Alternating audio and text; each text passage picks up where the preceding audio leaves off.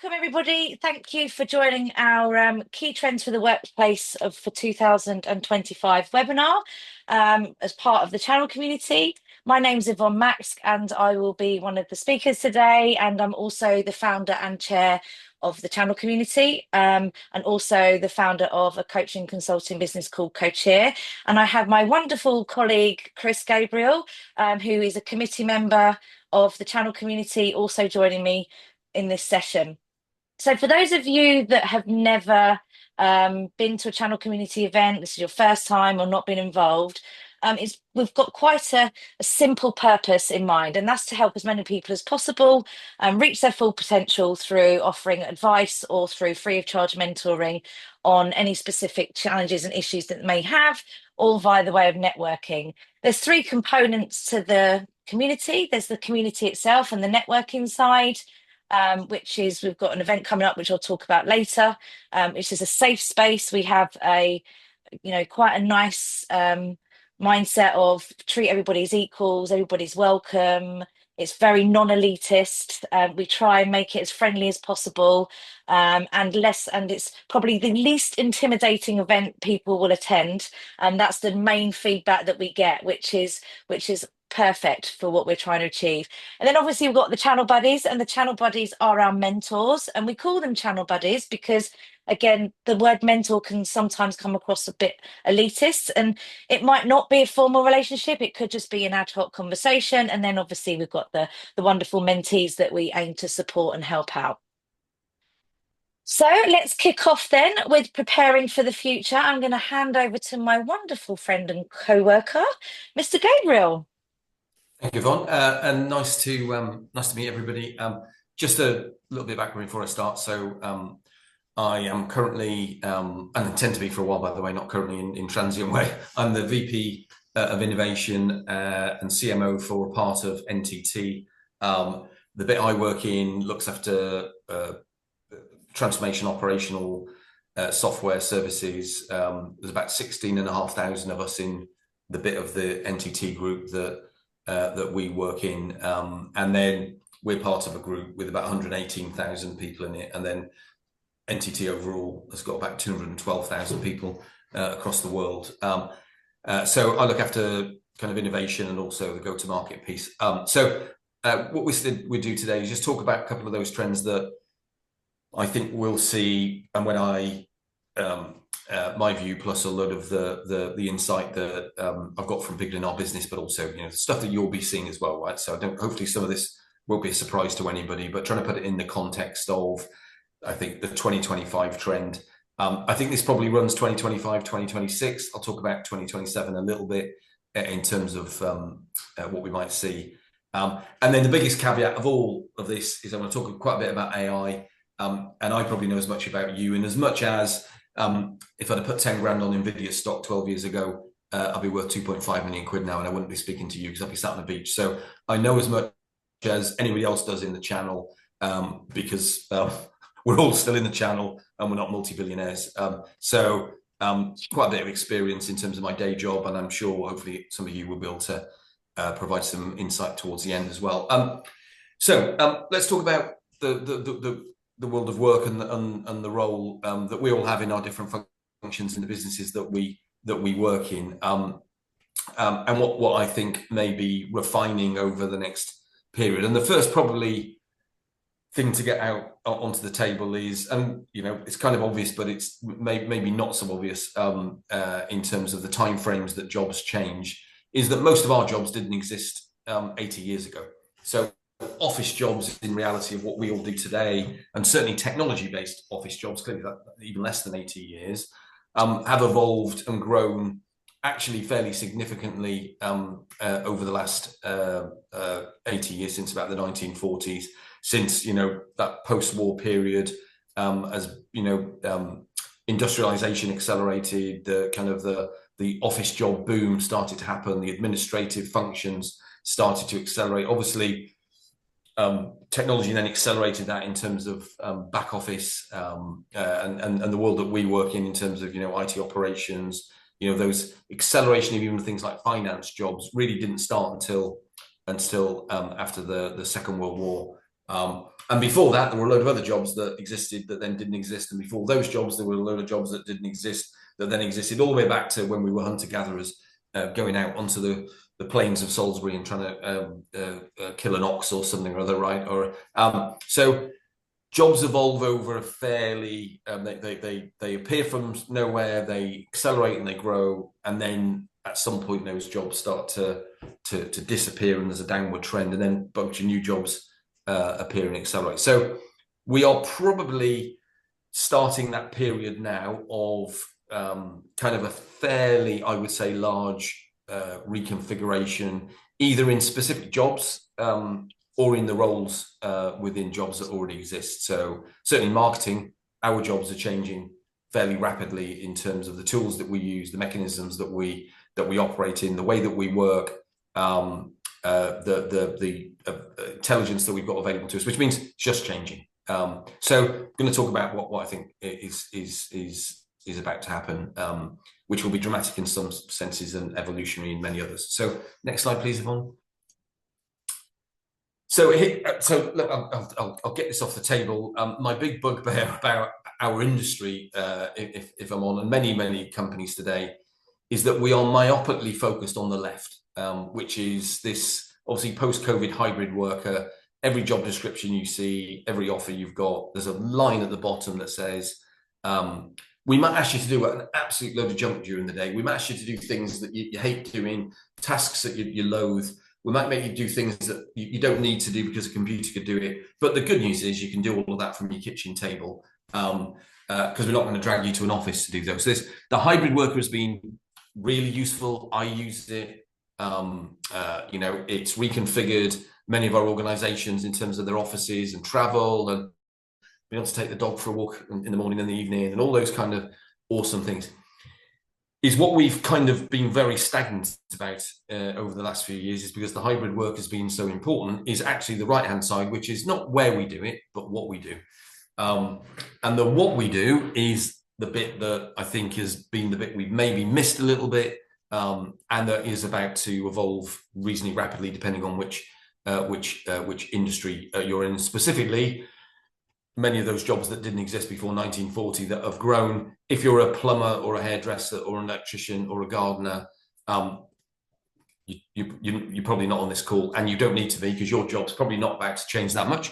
But if you're in our world, it probably is. And I've termed this the hyper worker instead of the hybrid worker. So rather than do anything from anywhere, how about we are hyper productive from everywhere, which would be a much better way, which means that the things that we'll stop doing will start to increase, and the things that we then can do to define our roles is the bit that we will shape up. So I am, as soon as I see hybrid work on anything in LinkedIn pops up as a job, not that I'm looking for a job, but you know what I mean, I just go, oh my God, here we go again. I think we should focus now on the hyper work, and I think leadership, organizational leadership, I run some functions here at our business, I've got over the fact that my team might be somewhere. What I really want to focus on is what they do, how productive they are, how effective they are, what they can contribute to our business, and am I giving them the right tools, capabilities, guidance, training to move to be hyper workers, because I'm over the first one. Although it has driven a lot of security infrastructure and networking, which we've all loved because many organizations have lived off that for the last few years. It's the stuff on the right that's really exciting. And the reason I know that's going to happen is the stat at the top, is that most enterprises now are focused on swapping out software so that people are far more capable in delivering what they do through Gen AI. 40% of all software budgets next year will go to AI-orientated projects. So CEOs, businesses are focused on that as well. And a really good stat that came out from EY in a research paper about 6 weeks ago is AI has now overtaken sustainability as the board's #1 issue. So and sustainability is really important, but if that's your pitch, if that's all that you're focused on, the CEO has moved on because they're more focused on things like AI than they are on sustainability. Not that it's not going to contribute to that. I'm not saying that, but it's become the #1 board issue. So Yvonne, if you could go to the next one. So this is, and I would go and read, if you've got maybe a gin and tonic, and you've got about 3 hours. Go and read a paper that was released about 4 or 5 weeks ago from Dario Amodei, who's the CEO of Anthropic, which is clearly one of the big AI LLM providers. And he's written a paper on what he thinks actually the next 10 years is going to look like, but he thinks the future starts in 2026. So his hunch is, I know OpenAI, Sam Altman came out 2 days ago, and he said maybe end of 2025, is we're about to move from the fairly good AI we've got today to what they call super AI, not AGI, so not full, full AI, but something that is radically better than we've even got today. And he thinks it's 26. Sam Altman thinks maybe 25. And what he's done in this paper is mapped out the next 5 years and then maybe 10 years after that. And his basic pitch is the world's going to get incredibly interesting. But we as human beings in doing our jobs have kind of got to get used to the fact that we will stop doing some stuff. And hopefully the stuff we stop doing will be the stuff we don't like doing in the first place. But he makes a comment here, with just because the thing can be done by AI doesn't mean it's meaningless if we do it. But secondly, most of us aren't the best in the world at anything, and it doesn't really bother us that much, right? And the translation of that to our roles is some of the things we do in our roles isn't the most, we're not the best at it. And by the way, the good news is we won't have to do it, and we shouldn't care about that so much. So in marketing, my team use intent-based marketing using AI. They don't mind not trawling through endless lists of potential customers and then trying to figure out which ones to phone. My DDE team, my business development team, don't mind the fact that I'm providing them with super insights, so they're calling the right customer at the right time with the right message in the right buying cycle. They just don't care that they used to do it a different way 5 years ago. So this is the pitch. Read it. It takes about 2 or 3 hours to read. It talks about sciences and education and world peace and all sorts of good stuff, but it specifically talks about work, and that we're going to have to get over our hang up about defining a role in a certain way and start to think about it in a new way, because happiness doesn't always meaning something, and that means some of the things we do we'll definitely get rid of and should like to get rid of. So Yvonne, next one, sorry. So this was research we did a couple of years ago, about 18 months ago, and the good news is I think we're all on the same page, which we want our companies to make what we do better, simpler, faster, more efficient, more effective. And we know, because we work in IT, thankfully, that is possible. And therefore, lots of other workers, because this wasn't just the channel community survey, this was 1,200 people across the UK using a survey firm, is 42% of workers already think their companies could get rid of some of the routine tasks. The survey also asked, I've not put the stats on here, 9 out of 10 people said they'd made a mistake working from home that had kept them up all night because they felt the systems they were given weren't good enough to do their job. So actually doing things that humans aren't very good at, very repetitive tasks or complicated repetitive tasks, why not get technology to do it? Because humans find it stressful anyway, and focus on the things that we're really good at. And then I said 18 months ago, sorry, Yvonne, if you could build it, 20% of us already said we'd love a digital robot assistant. We're, like you, I'm sure many have got co-pilots rolling out that we're testing and making sure it works for us. You see incredible gains from that quite quickly in terms of that movement. If you could do next one, if that's okay.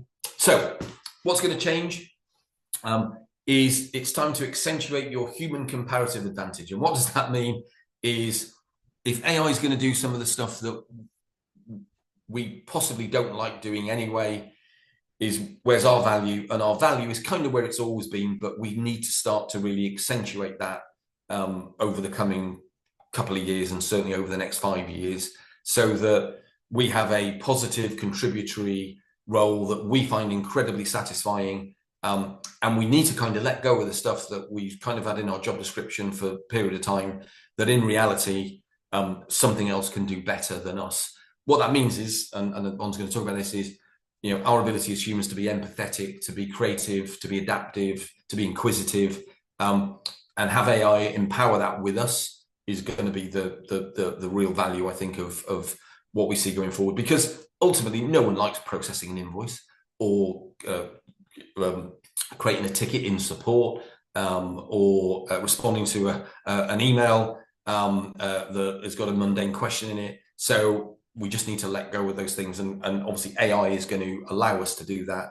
And in many cases, it's going to be doing it whether kind of we like it or not, because it will be embedded in the way our companies work. And it's about being able to accentuate this comparative advantage. So Yvonne, next slide. And a really good example is sales. I'm not a salesperson. I can sell. Hardest job in the world. Biggest admiration for salespeople, because it's a really tough job. But you look at salesperson, there's some real human comparative advantage in being a salesperson, where they accentuate themselves all day long, understanding context and nuance, building genuine emotional connections with customers, relationship maintenance and building. And then on the right, we force them to do a load of stuff which they hate doing, that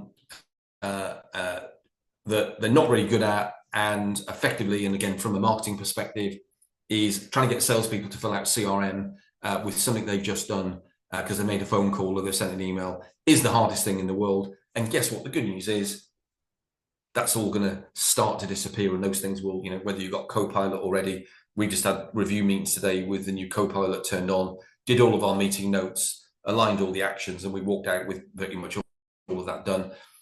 So this is the left-hand column that we've all got to think about. And certainly from my team, my marketing team, this is what I spend most of my time in reality from a management perspective doing, is trying to figure out, help them learn what their kind of superpower is, and making sure that we're putting the tools in place, the processes in place, the training in place for them to accentuate the stuff on the left, because the stuff on the right is going to go away. And it'll be a bit of a hybrid. It's not going away tomorrow. It's not going to all happen in 2025. But if you look at CRM systems, marketing systems, ERP systems, supply chain systems, IT service management systems, whether it's ServiceNow or SAP or Salesforce or whoever it may be, it's happening in every single one of them. And it's going to start to accelerate as the intelligence behind those platforms. So focusing on the left, I think, is really important for all of us. And to be honest, it's not over the next year. It's kind of now, right? It's try and find your superpower now. Try and find where you accentuate your skills and start to figure out what that looks like in the next 12, 18, 36 months, and at maximum the next kind of 2 to 3 years. And then going back to my final 2 slides and hand over to Yvonne, is therefore we should challenge our businesses to do the same about us. And if your business says you're not using AI or co-pilots, or we're not going to invest in new systems, or we're not going to change the way we operate, or we're not going to do that, but you can work from home, then I'd probably suggest, if they're not going to do any of that and you can work from home, you're probably on a restructure plan at some point in the next 36 months, because if they're not willing to help you accentuate, then I think that's where we as individuals need to say, is actually this the role I want? Because if this role is not accentuating what I really bring, and it's a manual, task-orientated, functional role, then at some point AI is going to swoop in. And I'm not suggesting it's going to be next week, but it is without any shadow of a doubt going to be within the next 5 years. And therefore, it's also incumbent upon us as employers to look after our employees by helping them do this kind of good stuff. And all of that means, final slide, and I'll hand over to Yvonne, is, even Darth Vader might have been grown up to be a nice person if he'd have had accentuated his superpowers rather than some things that he went through. But, we are going to have to learn to spend a bit more time with our families in a really positive way, but also spend time doing the things that we really love. And if that's really stuff that we really love at work, it will be the things that we bring massive value to as humans. And we've got to learn to re-engineer roles, re-engineer job descriptions, re-engineer the way that we think about how our businesses work over the next couple of years to make sure that we stay ahead of that game. So that's kind of my introduction. I'm going to hand over to Yvonne now to take you through the bit of how we think about it as humans and how we can evolve in this space as well. Thanks, Chris.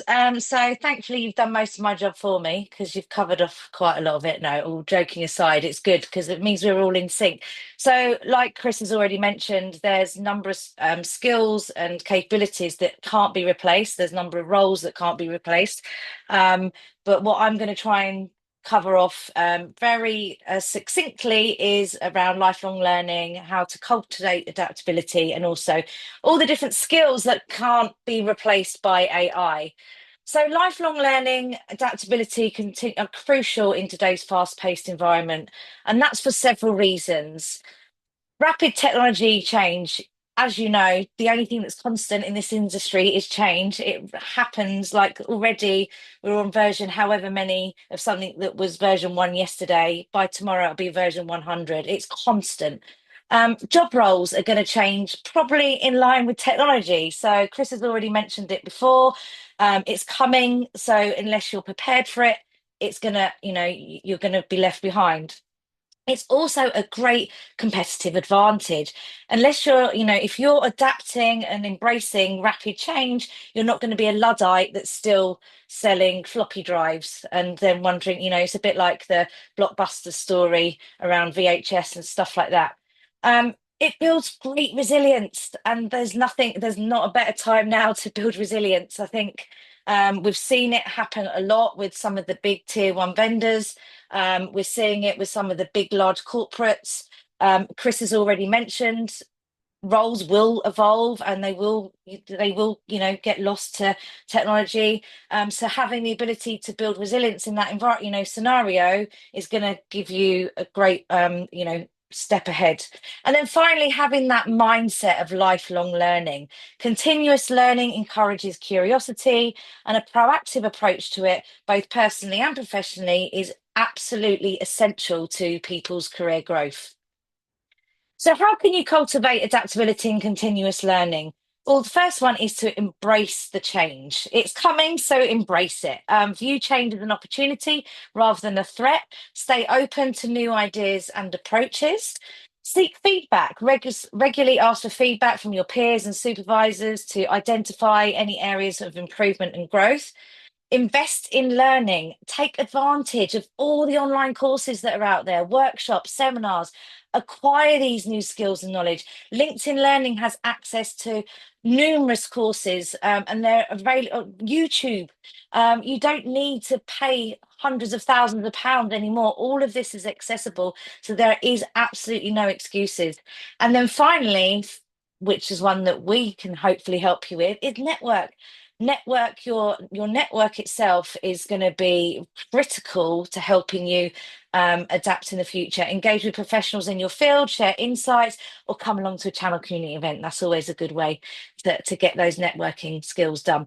But by prioritizing adaptability and continuous learning, it will help you to navigate these complexities of the modern workforce more effectively, take a more proactive approach, and enhance your career. So let's have a look at the soft skills. So while AI can enhance productivity and efficiency, which Chris has kindly already shared with you, it will never replace those human centric abilities and skills, such as emotional intelligence. Chris has already covered this, but the ability to understand and manage your own emotions as well as empathize with others is incredibly important. It's a skill that is needed in teamwork, in leadership, in customer interaction, and it fosters better communication, conflict resolution, and it's an invaluable skill in the workplace. Chris has already touched on this as well. Creativity and innovation, the capacity to generate new ideas, approaches, and solutions. While AI can assist in generating content, true creativity, especially in fields like art, marketing, and product design, which is quite relevant in technology, does require that human insight and emotional depth that AI just cannot replicate. Complex problem solving. So, the ability to be able to analyze complex solutions and devise effective solutions from them. Many careers and jobs actually require navigating these scenarios and making decisions based on nuanced understanding, which is unfortunately something that AI struggles to do at the moment. Maybe in the future, but something for now. Critical thinking, the ability to evaluate information and arguments, identify biases, we all have them, and make reasonable judgments. In an age where information is overloaded on us, the ability to just sort of look at the credible sources and make these informed decisions is going to be crucial. Interpersonal skills that facilitate effective communication and interaction with others. AI can't interact with you in the same way. It never will be able to. So, jobs that involve negotiation, persuasion, relationship building, sales, management, counseling, coaching rely heavily on these interpersonal skills. Adaptability and flexibility. So, the ability to be able to adjust to new conditions, to be able to embrace the changes. As our industry is evolving rapidly, being adaptable shows, that you can thrive in these dynamic environments and take on these new challenges.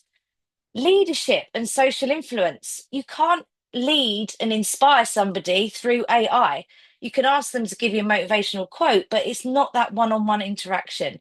The ability to inspire and guide individuals or teams is a crucial skill that AI will never be able to take away. And finally, ethical judgment. So, ethical judgment and decision making. The ability to be able to make decisions on ethical considerations and societal norms, as AI currently is, it's evolving, but there is still need for human interaction or sort of to make that decision as to whether it is ethical, especially in the fields of like healthcare law and business. So these, I would say, are the 8 core skills that if you embrace, evolve, and grow and develop, they will empower you to adapt and thrive in this evolving job landscape. However, I would say, as much as AI can't replace these skills, using it to complement your skills is an enhancer of an incredible advantageous. And on that note, I want to introduce you to Yvonne AI. So I have trained Yvonne AI. She's a real, well, she's not real because I'm the real Yvonne, but Yvonne AI has been trained as a coach and a mentor based on all of my books. With some of the stuff that I've read, that I've written, my course content. She's been trained on some of the channel community knowledge. And she's been trained to help coach and mentor individuals just as I would do in one-to-one sessions, offering you personal guidance and support to address specific challenges and goals and to try and help you improve your performance. You can chat with her as much as you like, when you like, 24/7. She doesn't sleep. I do like my sleep. She doesn't sleep day or night, as if you were actually conversing with the real Yvonne. So she's still in training mode at the moment, but I want to share a early conversation that was had by one of our committee members. So this was Jules, and she said, "Hi, my name is Julia." So this is the actual conversation that happened. So she asked Yvonne AI, um, just said hello. I said, "Nice to meet you." So it's much more interactive. While it's again not human, it's much more friendlier. I asked how she was doing. It's much more aligned to my personality as well. So I've trained her to try and talk as I would and interact as I would, and get a bit more of the human Yvonne into the AI version. So Jules asked she'd like to know a bit more about the channel community, and to that my response was, absolutely, Jules. The Channel Community CIC is a Canalys top peer group that I founded. It offers free mentoring, networking opportunities to IP professionals that can't afford coaching. And then it sends them a link to the chat, to the website. And then I ask, is there anything more specific you'd like to know about it? At that point, Jules just decided it was good enough. So she put brilliant. And again, I had a personalized comment attached to it to say, I'm glad to think you liked it as well. Think it's a great initiative, the CIC. And then is there anything else you want to explore in advance? So whilst it's never going to replace you, if you can use AI, as I have done, in a way that can complement or enhance your skills, it's an absolute game changer. And by the way, if you want to give her a test run, I'm going to leave this up for a second. She's free for now. So while she's in pilot, I'm hoping to probably keep her free of charge. She's still in training. So I would bear that in mind, but the more you test her out and interact with her the same way you would as an individual, as me personally, sorry, the more I can train her, because I get as you've seen the transcript before, it tells me what people ask her, so I can amend it and say, actually, I wouldn't have answered it like this. I can change the description, and if you actually went on and asked her now about the channel community, she'd send you the PDFs of how to become a mentor, how to become a mentee. Should even send you the links to the next events. So please have a go. Let me know what you think. And then, the better, the more sort of interaction I get with real people, the better I can train her in the virtual world. That leads us nicely on to the Q&A.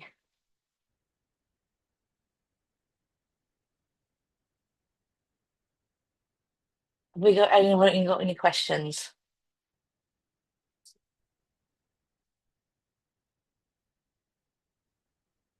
No, I can't see everybody. So if you have, then you need to take yourself off mute. Oh, Yeah, I've got one, Yvonne, maybe for Chris. I mean, thanks for your presentation, Chris. How much people are worried about AI in terms of, writing products information, marketing, as you said, referred to before? I mean, but obviously you're working in that world, Chris. How much of a threat do you think it is to people's roles? So if you've got, a guy or a girl that's a good communicator, that's able to move around, should they perceive it as an actual threat to their role, or is it something just to be aware of? Yeah. So, well, it's interesting. If you could read that Anthropic, it's quite interesting because he talks through healthcare, world peace, wars, all sorts of good stuff, right? So, and his article is a positive view of super AI rather than the Terminator 2. And I would say, Terminator 2 says, "I'll be back to process your invoices," right? So, we all see it as a scary, that thing.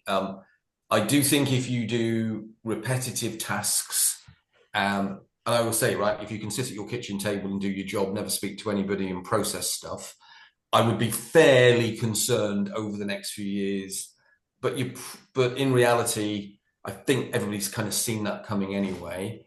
I think I think this is the time to really, as I said, accentuate that creativity, accentuate, if you're a salesperson, accentuate your networking abilities, accentuate your problem solving creativity if you're an engineer. And in a way, we talk here all the time about burnout, right?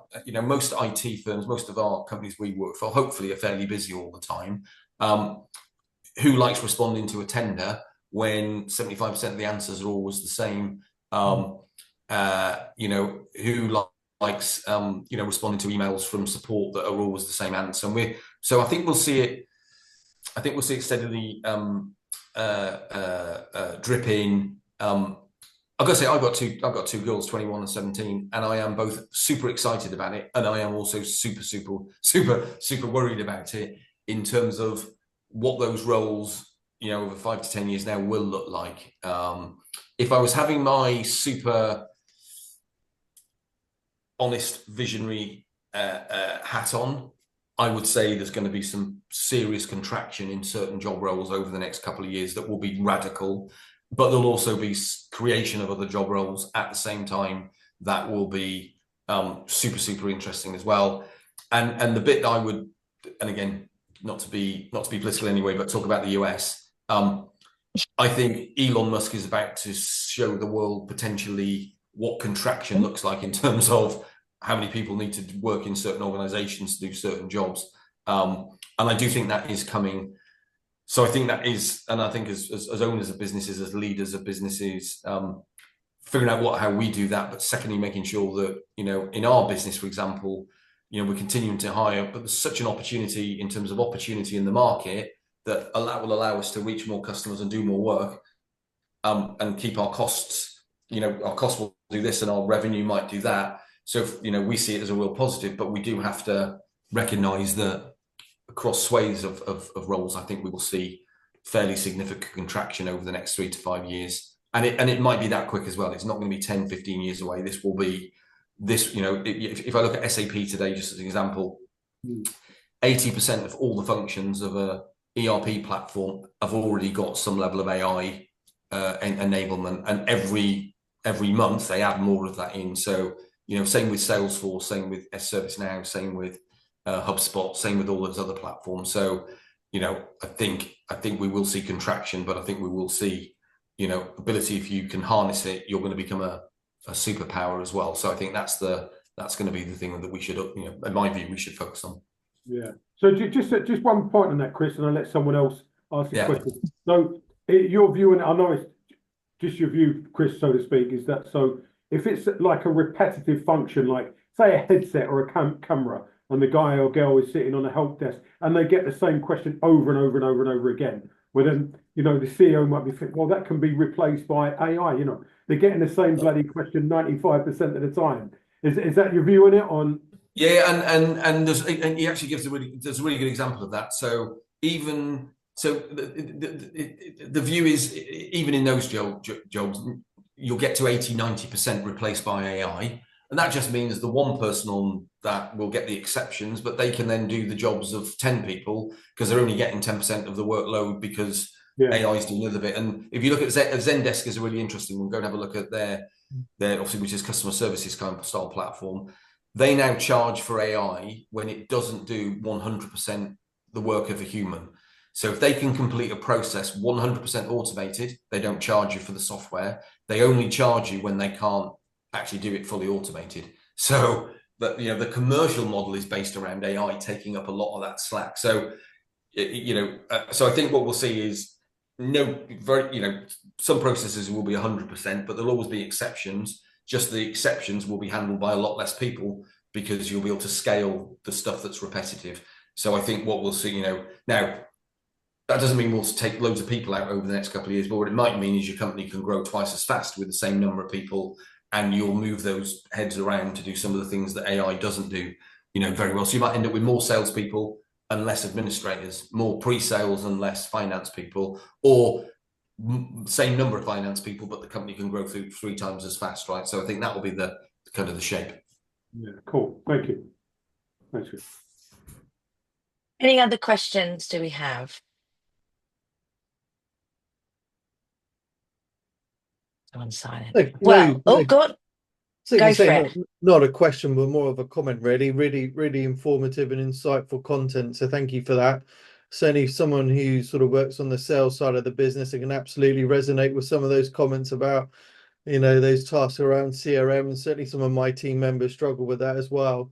It'll be interesting just to see, how quickly businesses adopt the technology and the capabilities that AI, brings to us. And I think as much as a threat in some ways in terms of job roles changing, maybe it actually becomes an advantage in the sense of improving the employee experience, and actually becomes an attraction for those companies that do adopt it. And then obviously from an outward perspective, how it improves the customer experience, and that becoming a competitive advantage in a very competitive marketplace. So absolutely, great stuff. So thank you. Thanks. Yeah, and just quick, really, that's super point. And also, I think we should think about it in that way. And also, if I think about UK PLC and where we are, I think as an industry, as a the channel vendors, whatever, it is our, and again, I say this in the most emotional, but it is our duty to go out and convince businesses in the UK to adopt this stuff, right? Because the opportunity globally to be a leader in certain markets, fields, by applying this stuff is a genuine competitive advantage, not just in the UK but globally, right?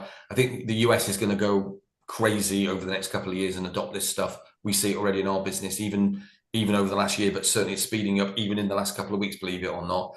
But our ability to compete competitively globally, I think we should be passionate about really urging our customers to really figure out this, because it does give you it will bring a real competitive advantage, not just in the UK but internationally. So I think I think we should all be flag bearers for it as well, because I think it gives our kids, our economy, a really good boost. So I think that's a really important thing as well, not just as a threat but an opportunity for us as businesses, but also as an economy.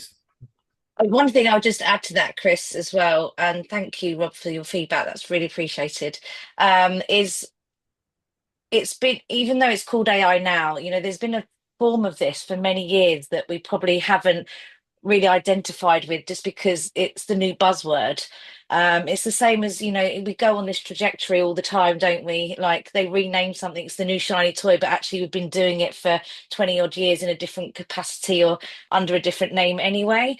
I think as an individual, so Chris has covered on the business side of things, but as an individual, so for you as a sales leader with your team, getting them to embrace it on an individual level outside of the tools that the company may provide is game changing. I think if I look at my personal skills, I don't have a degree. I come from a low social economic background.